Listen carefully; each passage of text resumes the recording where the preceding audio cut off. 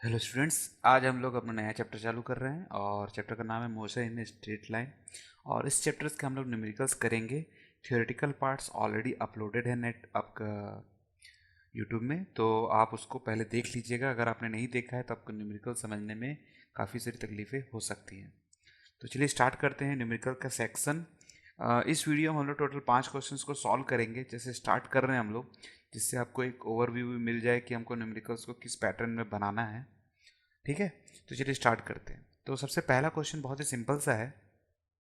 हाँ, हमको इस क्वेश्चन में पॉइंट ऑब्जेक्ट को कंसीडर करके बताना है कि क्या वो पॉइंट ऑब्जेक्ट बन सकता है कि नहीं बन सकता है इस क्वेश्चन में। ठीक है, चलिए पढ़ के देखते हैं। तो पहला क्वेश्चन में बोल रहा है a railway carriage moving without jerk between two station. अभी आपको एक रेलवे कैरेज बोल रहा है, तो रेलवे कैरेज का जो डब्बा होता है ज़्यादा से ज़्यादा कितना बड़ा होगा। एग्जाम्पल आप अगर पकड़ेंगे, ठीक है, तो मान के चलिए कि ज़्यादा से ज़्यादा होगा तो 10 मीटर का ही होगा, उससे ज़्यादा तो हो नहीं सकता है। अब 10 मीटर का होगा और दो स्टेशन, आपका रेलवे स्टेशन के बीच का डिस्टेंस कितना हो सकता है, ज्यूम करेंगे अगर आप तो काफ़ी हो सकता है। मान के चलिए मिनिमम 10 किलोमीटर्स तो होगा ही होगा, मिनिमम 10 किलोमीटर्स। अभी देखिए 10 मीटर और 10 किलोमीटर में कितना बड़ा डिफरेंस है, काफ़ी बड़ा डिफरेंस है। तो इसके डिस्टेंस के मुकाबले ये 10 मीटर तो काफ़ी छोटा डिस्टेंस होगा। तो इस वाले कैरेज को क्या मैं पॉइंट ऑब्जेक्ट जैसा ले सकता हूं कि नहीं ले सकता हूं? यस, आंसर यस है। इसको मैं ले सकता हूं, बिल्कुल ले सकता हूं। 10 मीटर और 10 किलोमीटर में कितना बड़ा डिफरेंस है, आप खुद ही देख सकते हैं कि नहीं। तो पहले क्वेश्चन का आंसर था कि yes, railway carriage as considered as a point object with respect to the between the two stations. ठीक है, ठीक है। चलिए सेकंड क्वेश्चन की तरफ देखते हैं। ठीक है, ये एक्चुअल में ये मेरा पॉइंट ऑफ व्यू से मैं आपको बता रहा हूँ, आप भी अपने point of view comment section के थ्रू जरूर बताइएगा। ठीक है, सेकंड क्वेश्चन बोल रहा है a monkey sitting on top of a man cycling smoothly on a circular track. अभी सर्कुलर ट्रैक के बारे में नहीं बताया गया है, ठीक है, पर कोई भी सर्कुलर ट्रैक अगर आप लेंगे जनरली, तो मेरे अंदाज से शायद 400 टू 500 मीटर से कम क्या होगा एक सर्कुलर ट्रैक अगर आप ले भी ले तो। ठीक है ना, स्कूल की भी जो ग्राउंड होते थे, वो भी आपके जो स्कूल का आपका ग्राउंड होगा अगर बड़ा स्कूल है तो 400 टू 500 मीटर से कम तो नहीं होगा। और एक मंकी जो है, उसकी अगर साइज आप देखें, कंसिडर करें, ठीक है, तो मुझे नहीं लगता कि 20 से 25 सेंटीमीटर से ज़्यादा का होगा स्क्वायर के हिसाब से, अगर एरिया भी निकालें इस मंकी का। ठीक है, तो 20 से 25 सेंटीमीटर के स्क्वायर के अंदर में ही वो लगता है आ जाना चाहिए मंकी। थोड़ा सा बड़ा होगा तो ज़्यादा से ज़्यादा 40 सेंटीमीटर स्क्वायर के बीच में आएगा, तो 40 सेंटीमीटर मान लीजिए। अब 500 मीटर, और ये तो 1 मीटर का भी आधा है, तो कंसिडर कर लीजिए कि ये कितना छोटा है एज कम्पेयर टू ग्राउंड के मुकाबले। तो इसको भी मैं पॉइंट ऑब्जेक्ट जैसे ले सकता हूँ क्या? यस, मैं ले सकता हूँ इसको भी पॉइंट ऑब्जेक्ट जैसे। यही पूछ रहा है, आपको थ्योरी फॉर्म में लिखना है, मैं आपको सब बस ओवरव्यू करवा रहा हूँ। और थियोरेटिकल पार्ट आपको मेरे वीडियो के डिस्क्रिप्शन में मिल जाएगा, पीडीएफ का नोट्स में अप्लाई आपको दे दिया हूँ इसमें। ठीक है, तो आपको लिखने की ज़रूरत नहीं पड़ेगी। और अगर आप लिखना चाहते हैं तो इससे अच्छी बात और क्या हो सकती है कि आप अपने से लिख सकते हैं सब चीज़ों को। ठीक है, ठीक है। तो सी वाला करते हैं, spinning cricket ball that turn sharply on hitting the ground. तो ये बोल रहा है कि एक क्रिकेट का बॉल है, ठीक है, तो जो बॉलर था उन्होंने बॉल फेंका और मान लीजिए कि ये हमारी पिच है, और यहाँ से ये हिटिंग ऑन द ग्राउंड बोल रहा है ना, sharply hitting on the ground, तो इस जगह में वो हिट किया। तो अब बोल रहा है नॉर्मली कि ये जो बॉल दिख रहा है और ये यहाँ से यहाँ तक का जो डिस्टेंस है, देखिए यहाँ से यहाँ तक जो फेंका है उसने, इसके मुकाबले क्या ये जो बॉल है, क्या ये पॉइंट ऑब्जेक्ट जैसा कंसिडर आप करेंगे कि नहीं करेंगे?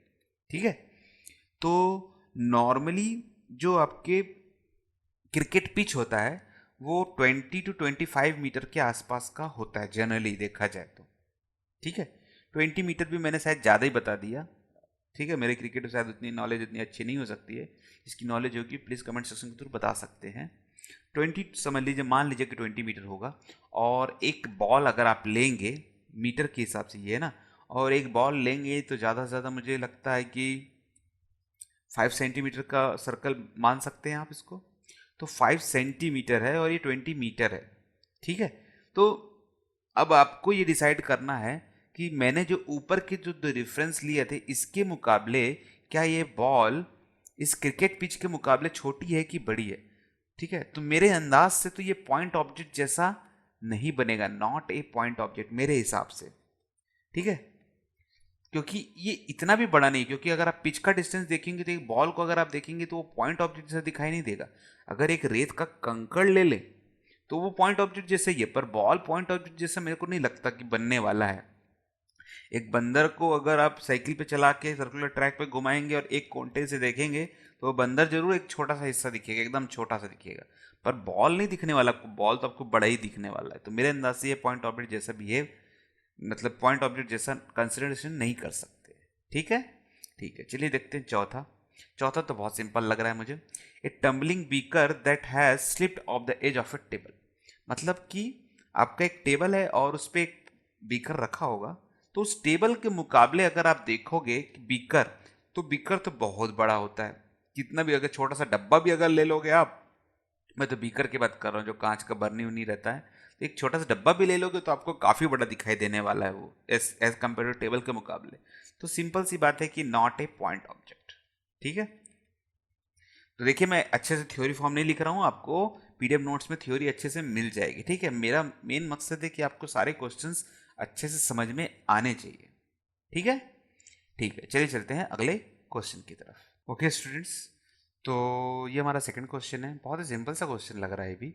इसमें एक ग्राफ दिया गया है और उसके ग्राफ के बेसिस पे कुछ क्वेश्चंस दिए गए हैं। ठीक है, ये ग्राफ और मेरे पीडीएफ नोट्स का ग्राफ में थोड़ा सा डिफरेंस आ सकता है, तो पर आपको ग्राफ को देख के समझना है चीज़ों को, इस चीज़ का आपको ध्यान देना है। ठीक है, इस ग्राफ को मैं थोड़ा मॉडिफाई कर देता हूँ, देखिए अभी।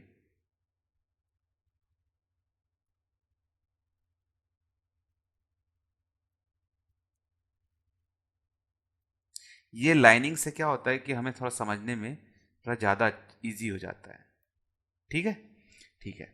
अब ये जो नीचे वाला हिस्सा है, ये यहाँ से यहाँ तक वाला, ये टाइम को बता रहा है, और यहाँ से यहाँ वाला जो हिस्सा है ये एक्स को बता रहा है, मतलब कि डिस्टेंस को ये बता रहा है। ठीक है, ठीक है। अब देखिए क्वेश्चन पढ़ते हैं।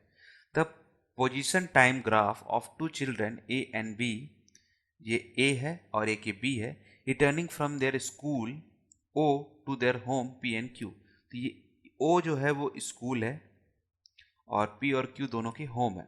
ठीक है, choose the correct entry in the bracket. तो आपको कुछ क्वेश्चंस बोल रहा है, दिया है और पूछा है करेक्ट आंसर बताइए। ठीक है, तो बोल रहा है ए बी, ए या बी, और है ना ये, ए या B lives closer to the school than B और ए। तो लिव्स क्लोजर, क्लोजर मतलब कि डिस्टेंस कम होगा। अब देखिए पी वाले का घर पास में है कि क्यू वाले का घर पास में, क्लियरली दिख रहा है कि पी वाला का घर पास में है ना। ये देखिए यहाँ से यहाँ तक का डिस्टेंस कम है, और ये पी वाला कौन है, ये देखिए ये जो नीली वाली लाइन दिख रही है ये पी वाला है, तो ये कौन है, ये ए है। तो आंसर क्या होगा इसका, a leaves closer to the school than किसके मुकाबले, बी के मुकाबले। बस सिंपल सा आंसर था एकदम। सेकंड क्वेश्चन देखते हैं इसी तरीके से। ए और B start from the school earlier than B और ए। अब बोल रहा है कि ए और बी में से पहले कौन स्टार्ट किया स्कूल की से। ठीक है, तो देखिए ये टाइम, ये जगह है और यहाँ से टाइमिंग देख रहे हैं। तो देखिए यहाँ से इधर बढ़ रहा है टाइम, तो सबसे पहले यहाँ से चलना कौन चालू कर दिया, ए वाला चालू कर दिया था जल्दी, और थोड़ी देर बाद बी वाले ने, देखिए ये जीरो है ना, ये वाला डिस्टेंस तो जीरो ही है। ये देखिए यहाँ से 0 सेकेंड, फिर 1 सेकेंड, 2 सेकेंड, 3 सेकेंड, टाइमिंग नहीं दिया है, पर मान लीजिए कि अगर मैं इसको सेकंड के फॉर्म में लूँ तो ये 3 सेकेंड में बी वाला चालू किया और 0 सेकेंड में ए वाला स्टार्ट किया। तो स्टार्ट कौन किया पहले, ए वाला किया, और किससे अर्लियर चालू किया, बी वाले से। दिस इज द आंसर, है कि नहीं है। ठीक है, बोल रहा है ए और B walk faster than B और ए। कौन फास्टर वर्क कर रहा है, अब इसको भी समझना बहुत ही ईजी है। अगर आप ग्राफ को पहचानते हैं थोड़ा बहुत, तो देखिए बी वाला यहाँ से चालू किया 3 सेकेंड में, 4, 5, 6 मान लीजिए, और 3 सेकेंड, इन दोनों के बीच का डिफरेंस देखेंगे तो ओनली 3 सेकेंड्स है। 3 सेकेंड में उसने पी वाले से ज़्यादा डिस्टेंस कवर कर लिया, तो ये जरूर तेज चल रहा होगा बी वाला। ए वाला 0 से चालू किया और अभी भी चली रहा, 7, 8, 9, 10 मान लीजिए। 10 सेकेंड बाद वो अपने घर पहुंचा और उसका घर स्कूल से नज़दीक भी था और 10 सेकंड लगा दिया, तो जरूर ये स्लो चल रहा होगा, है कि नहीं है? ठीक है, तो इससे एक पता चला हमको कि बी वाला फास्टर देन आपका ए के मुकाबले। सिंपल सी बात है एकदम। ठीक है, ग्राफ को पढ़ने का एक और भी तरीका होता है। देखिए, कभी भी आपको ग्राफ को पढ़ना है तो इसके बीच के, देख रहे हैं दोनों लाइन के बीच का ये एंगल, देखिए थीटा। अगर थीटा छोटा है तो इसका मतलब है कि इसकी स्पीड स्लो है। अगर एक्स टी ग्राफ अगर आप देख रहे हैं, ठीक है, तो इसकी स्पीड क्या है? स्लो है। अगर थीटा आपका बड़ा है तो इसका मतलब है कि ये जो ऑब्जेक्ट है या जो पर्सन है या कुछ भी ले लीजिए आप, तो ये स्पीड ज़्यादा है। अगर थीटा बड़ा तो स्पीड ज़्यादा, थीटा छोटा तो स्पीड भी कम। ठीक है, ठीक है, चलिए अगला क्वेश्चन देखते हैं। A B reach home at the same और डिफरेंट टाइम। देखिए, ए वाला पहुंचा है मान लीजिए 10 सेकंड में और बी वाला पहुंचा है आपका 6 सेकंड में, तो डिफरेंट टाइम पे दोनों के दोनों पहुंच रहे हैं। ठीक है, इसी तरीके से जो पीडीएफ नोट्स है उसमें मैंने जो ग्राफ बनाया है उसमें दोनों टाइमिंग को मैंने सेम कर दिया है, तो वो डिपेंड करता है कि आपकी ग्राफ कैसी है। ठीक है, शायद मैंने कोई और बुक से इसको देख लिया था तो उस बुक में शायद ग्राफ कुछ अलग था। ठीक है, शायद मैंने कोई रेफरेंस बुक देख लिया था। ठीक है, ठीक है, फिर ई वाला देखते हैं क्वेश्चन इसी में। ए और बी ओवरटेक बी और ए ऑन द रोड वंस और ट्वाइस। तो देखिए, बोल रहा है ओवरटेक कर रहा है कौन और किससे? तो ओवरटेक कौन करता है? ओवरटेक वाले को बोलते हैं, मतलब कि जो फास्ट चलता है और स्लो वाले को पीछे छोड़ दे, उसको बोलते हैं ओवरटेक करने वाला पर्सन। तो ए कर रहा है ओवरटेक कि बी कर रहा है? तो फास्ट कौन चल रहा है? बी वाला। तो बी वाला ओवरटेक कर रहा है, किसको कर रहा है? ए को। कितने बार कर रहा है? तो देखिए, ये दोनों कितने बार इंटरसेक्ट हो रहे हैं एक दूसरे से? ए वाला और बी वाला एक बार ही इंटरसेक्ट हो रहे हैं, तो कितने बार आपका ओवरटेक कर रहा है? सिर्फ और सिर्फ वंस, एक ही टाइम ओवरटेक कर रहा है। ठीक है, बहुत सिंपल से क्वेश्चंस थे ये वाले भी। ठीक है, चलिए चलते हैं अगले क्वेश्चन की तरफ। ठीक है, ये क्वेश्चन भी बहुत ही सिंपल सा क्वेश्चन है, देखिए इसको ध्यान से। पूछ रहा है, a woman start from home at 9 AM, walk with speed of 5 kilometre per hour. ठीक है, मतलब एक वुमेन है जो अपने घर से 9 बजे निकलती है और चलते हुए चलती है मतलब, और 5 किलोमीटर पर आवर उसकी स्पीड है on a straight road up her office office 2.5 kilometre away. मतलब उसकी ऑफिस कितना दूर है? 2.5 किलोमीटर ही है। तो सुबह सुबह उसने नाश्ता किया होगा और उसने चलना चालू किया 5 किलोमीटर पर आवर के हिसाब से, और सुबह सुबह उसकी वॉकिंग भी हो गई होगी इसी बहाने, और 2.5 किलोमीटर चल के चली गई ऑफिस। ठीक है, उसके बाद stay at the office up to 5 PM, और 5 बजे तक उसने वहाँ काम किया। ठीक है, at return home by an auto by a speed of 225 kilometre per hour. अब बनी बनाई बात है कि उसने ऑफिस में काम किया, काफ़ी थक गई होगी, तो ज़रूर रिटर्न में उसने ऑटो कर लिया, और 25 किलोमीटर पर आवर के ऑटो की स्पीड थी और वो जल्दी से घर आ गई। ठीक है, choose suitable scale and plot with x T graph और हर मोशन, और हमको इसमें एक्स और टी डिस्टेंस और टाइम का ग्राफ बनाना है। ठीक है, तो डिस्टेंस और टाइम का ग्राफ बनाने के लिए इसमें देखिए टाइमिंग नहीं दिया गया है, आपका कितना समय ले रहा है यहाँ से घर से ऑफिस तक जाने के लिए, और ऑफिस से घर आने के लिए समय नहीं बताया गया है। सिर्फ बता रहा है कि कितने बजे निकले और कितने बजे पहुंच गए। ठीक है, ये कितने बजे ऑफिस से निकले और कितने बजे घर से निकले। तो इसका क्वेश्चंस को हमको 3 हिस्से में बांटना पड़ेगा। पहले हिस्से में आपकी जो जर्नी है, ठीक है, वो होम टू ऑफिस की तरफ में है। ठीक है, जिसमें गिवन वैल्यूज कुछ कुछ दिया गया है। गिवन वैल्यूज में क्या क्या दिया गया है? डिस्टेंस दिया गया है 2.5 किलोमीटर, स्पीड दिया गया है आपका 5 किलोमीटर पर आवर, और आपको टाइम निकालना है सबसे पहले। तो टाइम का फॉर्मूला होगा आपका डिस्टेंस अपॉन स्पीड। तो डिस्टेंस है आपका 2.5 और स्पीड है आपका 5। ठीक है, तो ये किलोमीटर के फॉर्म में आएगा। देखिए, ऊपर वाला आपका डिस्टेंस है तो ये किलोमीटर, और नीचे वाला भी किलोमीटर पर आवर, तो आवर ऊपर चला जाएगा तो किलोमीटर कैंसिल और टाइम यूनिट बनेगा आवर का। ठीक है, तो ये आएगा 25 और इसका पॉइंट हटाएंगे तो बटेगा 50। 25 1 जा 25 2 जा, मतलब हाफ आवर। हाफ आवर मतलब कितना हो गया? 30 मिनट्स। मतलब क्या किया जाता है, इसको कैसे करते हैं कन्वर्ट? तो इसको 60 से मल्टीप्लाई करेंगे तो मिनट में कन्वर्ट हो जाएगा बाई 2, तो बन जाएगा 30। तो 30 मिनट्स में ये अपना ऑफिस तक पहुंच गई वॉकिंग के थ्रू। ठीक है, ठीक है। सेकेंड वाले में क्या हुआ, ठीक है, 9 बजे निकली तो कितने बजे ऑफिस पहुंच गई, 9:30 पे पहुंच गई इसने। ठीक है, तो 9:30 पे ये ऑफिस पहुंच गई और 5 बजे तक वहीं थी। ठीक है, काम करते करते फिर 5 बजे वो फिर से निकली।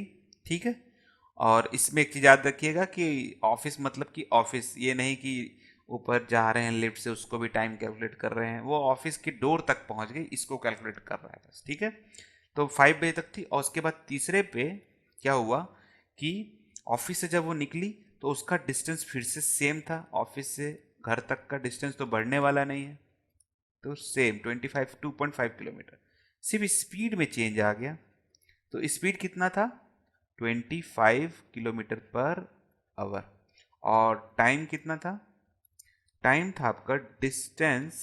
अब जरूर बने बनाई बात है कि ऑटो से आई तो जल्दी ये पहुंचेगी, है कि नहीं, तो डिस्टेंस है 2.5 और स्पीड है 25, पॉइंट को हटाएंगे तो आएगा 25 डिवाइड बाई 250, 25 वन जा 10। ठीक है, ये आवर में है, इसको हमको मिनट में करना पड़ेगा, तो 60 से मल्टीप्लाई करके 10 से डिवाइड कर दिया, 0 0 कैंसिल, आएगा 6 मिनट, सिर्फ 6 मिनट में वो घर पहुंच गई। तो कितने बजे तक घर पहुंची होगी वो टाइम, तो टाइमिंग बना आपका 5 आवर और 06 मिनट, तो ये आया आपका टाइमिंग। बहुत सिंपल सा था।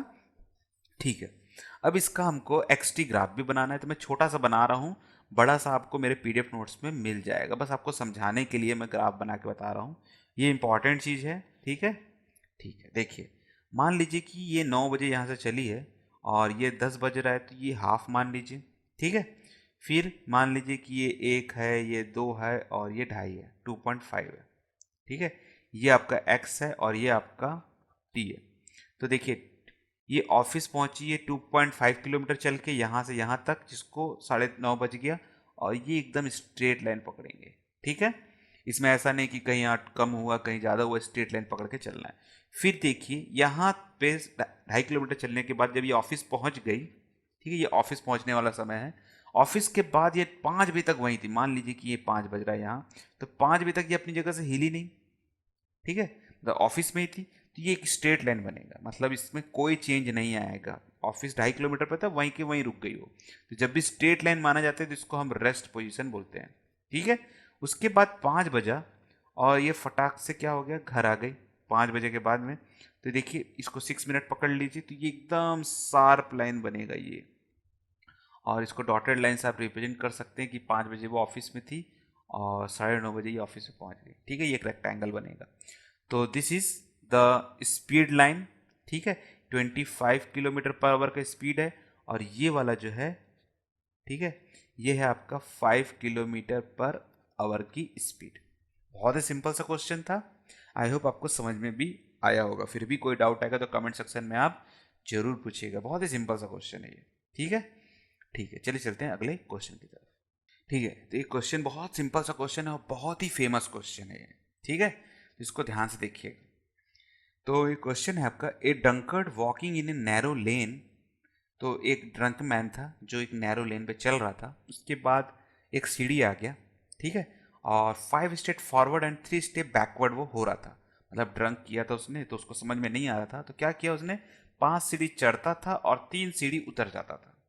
फिर समझिएगा, 5 सीढ़ी फॉरवर्ड, 3 स्टेप्स बैकवर्ड, 5 स्टेप चढ़ा 3 स्टेप बैक हो गया। ठीक है, followed again by 5 step forward and 3 step backward, और ये प्रोसेस का कंटिन्यूसली चलता गया एंड सो ऑन।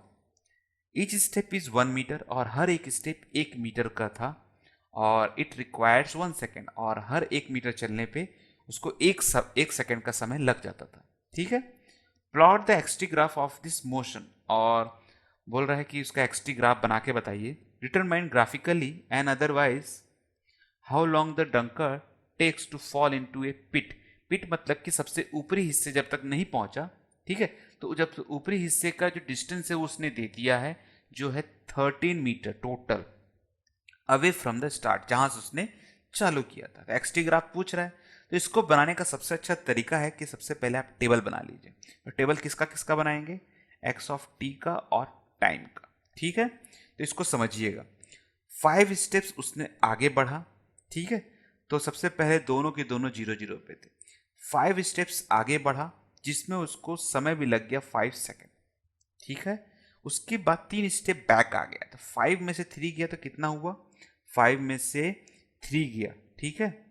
तो 5 में से 3 गया तो ये आया आपका 2, और समय कितना लग गया, हर स्टेप को 1 सेकेंड लग रहा है, ठीक है, चाहे ऊपर चढ़े या नीचे उतरे। तो समय तो 3 और लगा होगा, तो 5 + 3 ये बन गया 8। ओके है, ठीक है। आगे बढ़ते हैं, आगे बढ़ने के बाद 2 स्टेप पे है और फिर 5 चढ़ा तो बना, पहुंचा कहाँ, 7 पे, 7 पे, और 8 + 5 कितना हो गया, 13 सेकेंड। अब 7 के बाद उसको फिर से पीछे आ गया वो 3 सेकेंड, मतलब 3 स्टेप पीछे आ गया। तो 7 में से 3 चला गया तो बचा 4, और इसमें 5 ऐड हो जाएगा, तो ये कितना हो जाएगा, 5 और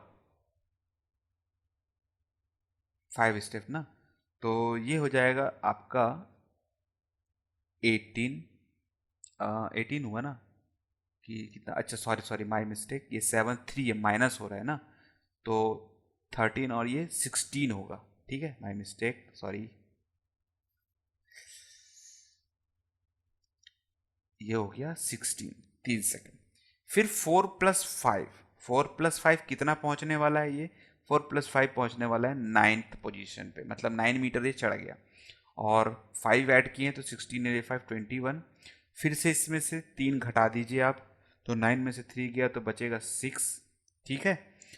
तो 6 गया, और ये 21 है, 21 में से 3 गया और 3 और हो गया तो 24 बन गया है। हाँ, 20 कलर क्लिक हो गया, ठीक है, 24, ठीक है। उसके बाद में 6 के बाद उसने फिर से 5 कदम आगे चढ़ा तो 11 पे पहुंच गया, और 3 इसमें मिला तो उसको 27 पे चला गया वो, कि 5 पे गया, सॉरी फिर से गड़बड़ हो गई, आपको बार बार ध्यान दिला रहा हूँ, भटकिएगा नहीं। 6 + 5 हुआ है, तो 24 + 5 29, ठीक है। फिर 11 के बाद क्या हुआ, 11 के बाद फिर से उसने 3 माइनस करा दिए, जब तक वो 13 पे ना पहुंच जाए तब तक उसको रुकना नहीं है। तो 13 और -3 ये पहुंच गया 8 पे फिर से, और उसको 3 और आगे बढ़ा दीजिए, तो 29 और 3 32, ठीक है। अब 8 के बाद फिर से उसने 5 कदम चला तो 8 + 3 होता है 13, देखिए एकदम पिट पे पहुंच चुका है, ठीक है। और ये 32 + 5 ये हो गया 37। अब देखिए पीठ पे पहुंच चुका है, तो अब ये पीछे नहीं आने वाला है, ठीक है, क्योंकि हमको 13 मीटर तक ही पहुंचना था। अब ये पीछे नहीं आएगा, तो ये रुक गया, तो समय उसको कितना लग गया, 37 सेकेंड लग गया, ठीक है। ये हमारा ग्राफ तैयार हो चुका है। इसमें थोड़ा सा रिमेंबर करने के लिए, अगर कंफ्यूजन ना हो ग्राफ टाइम पे कौन घट रहा है कौन बढ़ रहा है, इसके लिए आप इसमें एरो लगा सकते हैं, ये अप है, ये डाउन है, ये अप है, ये डाउन है, ये अप, ये डाउन, ये अप, ये डाउन, और ये फिर से अप। अब आपको तकलीफ नहीं होगा ग्राफ बनाने में, ठीक है, ठीक है। तो इसका ग्राफ बनाते हैं। थोड़ा सा इसमें ग्राफ बन नहीं पाता है क्योंकि लिखने वाला चीज़ है, तो इसमें उतना आसान नहीं होता, ठीक है। तो थोड़ा सा कंसिडर कर लीजिएगा अगर थोड़ा सा खराब ग्राफ बने तो, ठीक है, ठीक है। तो देखिए किस टाइप से बनाते हैं इसको, टोटल 13 तक हमको जाना है, तो 1 2 3 4 5, लगता नहीं कि पूरने वाला है, तो इसको थोड़ा छोटा कर देता हूँ मैं, और 1 2 3 4 5 6 7 8 9 10 11 12 13, ठीक है। 13 अब हो चुके हैं टोटल, 13 12 11 10 9 8 7 6 5 4 3 2 1 0। अब ठीक है, ठीक है। और टोटल जाना कहाँ तक है, 37 सेकंड तक हमको इसको आगे बढ़ाना है, ठीक है। तो चलिए ट्राई करते हैं आपको बताने की कि कितना हो सकता है। तो इसको देखते जाइए। सबसे पहले 5 पे पहुंच गया तो ये हमारा हो गया 5, ठीक है। और कितना समय ले लिया, 5 सेकंड ले लिया। तो इसको सीधा सीधा ग्राफ बना दीजिए। उसके बाद कहाँ पहुंचा, 2 पे पहुंचा तो ये हमारा 2, तो देखिए नीचे आ गया, ठीक है। और 8 सेकंड, तो ये है आपका 5 और ये है आपका 8। फिर 8 के बाद फिर 7 चला गया तो ये है आपका 7, तो ये हो गया आपका 7। और 7 पे कितना पहुंच गया है, 13, तो ये हो गया 13, ठीक है। 7 के बाद फिर से 4 में आ गया तो ये है आपका 4, तो ये है आपका 4। 4 पे कितना है, 16, तो ये हो गया आपका 16। फिर इसके बाद कितना चला गया, 9, तो ये हो गया 9। और 9 के बाद कितने पे आ गया, 21 पे आ गया है। 21 सेकेंड ले चुका है यहाँ पास में, ठीक है। थोड़ा सा ग्राफ आपको उतना अच्छा नहीं दिख रहा होगा। 29, फिर 9 के बाद फिर कहाँ चला गया, 6 पे, तो ये है आपका 6, तो ये आ गया फिर से नीचे। और इस बार समय कितना ले लिया है इसने, इसने ले लिया है 24 सेकेंड। फिर इसके बाद ये फिर से चला गया 11 पे, टोटल है 11 ये वाला, तो इसको ले लीजिए 11। 11 आपका 11 पे आया 29, तो ये हो गया 29 सेकेंड। और फिर से ये 11 पे आने के बाद फिर से आ गया 8 पे, तो ये हो गया 8, ठीक है। डॉटेड लाइन आपको सिर्फ रेफरेंस बताने के लिए होता है। और 8 के बाद ये हो गया इसको टोटल 32 सेकेंड। और 8 के बाद सीधा पहुंचा ये 13 मीटर पे, पिट है ये आपका पोजीशन टॉप वाला। और इसको समय लग गया इसको यहाँ तक पहुँचने में 37 सेकेंड। ये है आपका ग्राफ, ठीक है। और ये है आपका टाइम, और ये वाला आपका है एक्स ऑफ टी वाला, ठीक है। साफ सुथरा आप इसको कॉपी में बनाइएगा, इसमें उतना अच्छे से दिख नहीं रहा होगा। और ये जिग जैग पैटर्न लेता है आपका, ठीक है, देख रहे हैं, ऊपर नीचे ऐसे करके पैटर्न लेता है। बहुत ही सिंपल सा क्वेश्चन था। इसको ग्राफिकल मेथड से आप बना के देखिएगा, आपको अच्छे से समझ में आएगा। बहुत लोग इसको एनालिटिकल मेथड से बना के देखते हैं, पर अपन ग्राफिकल मेथड मुझे ज़्यादा पसंद है इसके मुकाबले, क्योंकि इसमें विजुअलाइजेशन बहुत ही अच्छा होता है। इसीलिए इसको ग्राफिकल मेथड से बना के देखिएगा, बहुत ही जल्दी बनता है ये, ठीक है। अब दोनों से बनाएंगे तो मार्क्स नहीं कटने वाले हैं, पर मुझे ज़्यादा पसंद है इसीलिए मैं इसी से बना के आपको दिखा रहा हूँ। ओके है, ठीक है। चलिए चलते हैं अगले क्वेश्चन की तरफ। ठीक है, ये हमारा 5th क्वेश्चन है और लास्ट क्वेश्चन भी है इस वीडियो का। इसको ध्यान से देखिएगा, बहुत ही इंपॉर्टेंट क्वेश्चन है ये। बहुत लोग इस पर कंफ्यूज हो जाते हैं, ठीक है। तो सॉल्व करते हैं इसको। कुछ गिवन वैल्यूज हैं उसको समझिए। सबसे पहले क्वेश्चन में बोल रहा है a jet aeroplane travelling at a speed of 500 kilometre per hour. एक जेट प्लेन है जिसकी 500 किलोमीटर पर आवर की स्पीड है। Ejects its product of combustion at a speed of 1500 kilometre per hour relative to the jet plane. इसको याद रखिएगा, ये relative word बहुत ही ज़्यादा इंपॉर्टेंट है, ठीक है। इसको मैं अभी बताता हूँ आपको। पूछ रहा है what is the speed of the latter with respect to an observer on the ground. Speed of the latter मतलब कि वो कंबशन की बात हो रही है, बहुत लोग इसको नहीं समझ पाते हैं, ठीक है। और with respect to the observer on the ground, और ग्राउंड में एक पर्सन बैठा हुआ है उसके हिसाब से आपको स्पीड बतानी है, ठीक है। अब गिवन वैल्यूज लिखते हैं। सबसे पहले jet airplane, jet airplane है आपका 500 किलोमीटर पर आवर, ठीक है। ये एक वेक्टर वाला क्वेश्चन है, इसको याद रखिएगा। अब इसमें देखिए बोला 1500 kilometre per hour relative to the jet plane. Relative का वर्ड आ गया, मतलब कि रिलेटिव मतलब कि जेट प्लेन को देखते हुए आपको 1500 किलोमीटर ले रहा है। अब इसको समझिएगा, मान लीजिए कि जेट प्लेन इस साइड में जा रहा है तो रिलेटिव 1500 बोल रहा है। रिलेटिव मतलब कि एक चीज़ है जो 1500 किलोमीटर पर है। अब इसका जो कंबशन है वो किस साइड होगा, एक एज्यूम करिए, अगर जेट प्लेन इधर जा रहा है तो कंबशन जरूर इस साइड में होगा आपका, ये तो कंफर्म है।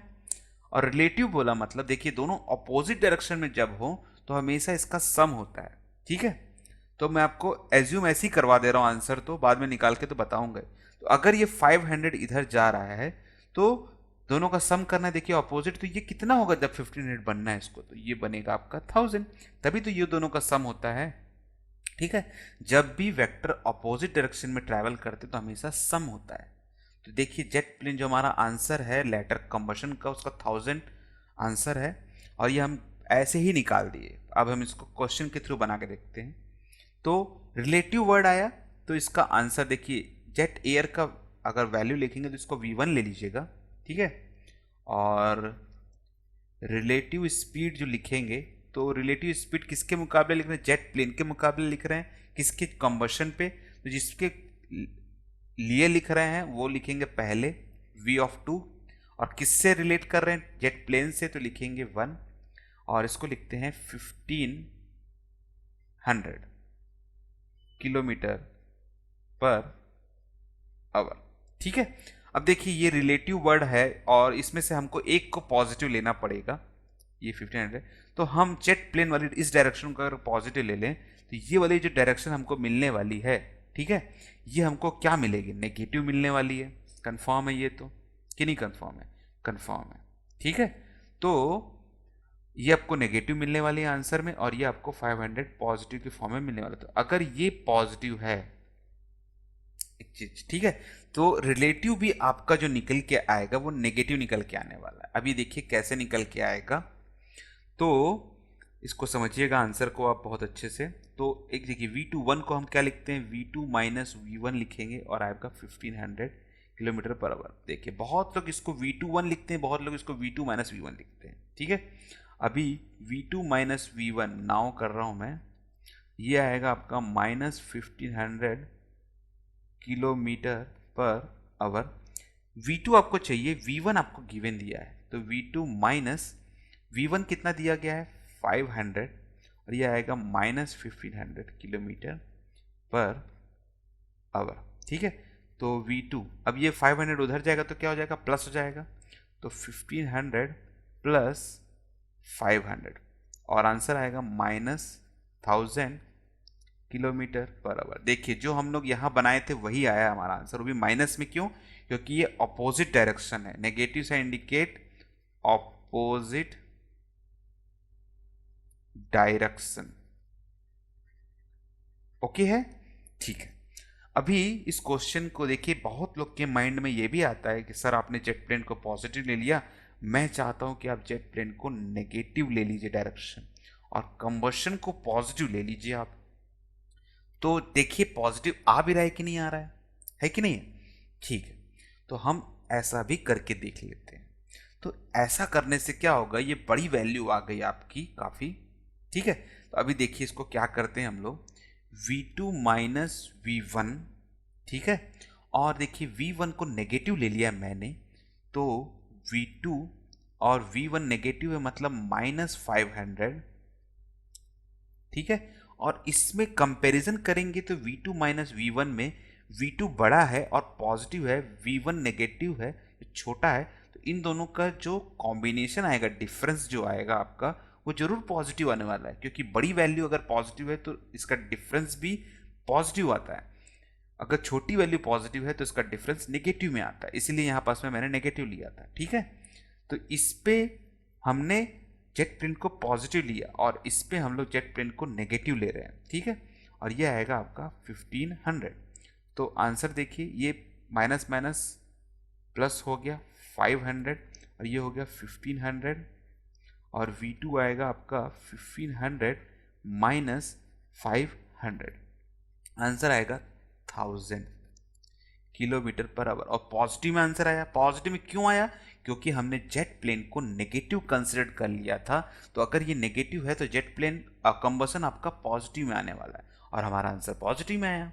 ठीक है, तो बहुत लोग सोचते हैं कि सर ये राइट है कि ये राइट है, तो आंसर क्या है? Both are right. आपको बस लिख के बताना पड़ेगा कि मैं पॉजिटिव ले रहा हूँ, क्योंकि ये वेक्टर का क्वेश्चन है, तो आपको इसमें पहले से बताना पड़ता है कि मैं किसको पॉजिटिव ले रहा हूँ, किसको नेगेटिव ले रहा हूँ। अगर नहीं बताएंगे तो आपका क्वेश्चन गलत भी हो सकता है। ठीक है, वैसे नहीं लिखते हैं बहुत लोग, और बहुत लोग माइनस प्लस से ही काम चला लेते हैं, और एग्जामिनर को भी समझ में आ जाता है कि हाँ इसने जेट प्लेन को पॉजिटिव ले लिया, पर क्या भरोसा आपका कॉपी कौन चेक कर रहा है। ठीक है, पता चला उसके दिमाग में कुछ और चल रहा है तो उसने पकड़ा और काट दिया, ऐसा भी हो सकता है। फिर कहाँ फाइट करते बैठेंगे, कहाँ रिचेकिंग के भरोसे बैठेंगे। इससे अच्छा है कि पहले से ही सतर्क हो जाइए और चीज़ों को लिख दीजिए। इसलिए हमेशा मैं देखिए जब भी क्वेश्चन बनाता हूँ तो मैक्सिमम टाइम गिवन वैल्यू ज़रूर लिखता हूँ, जिससे कम से कम एग्जामिनर को ये तो पता चल जाए कि कौन सी चीज़ क्या कंसिडर करके चल रहे हैं। ठीक है, ये एक अच्छी आपकी आदत होगी अगर आप गिवन वैल्यूज़ को लिखना चालू कर दें तो।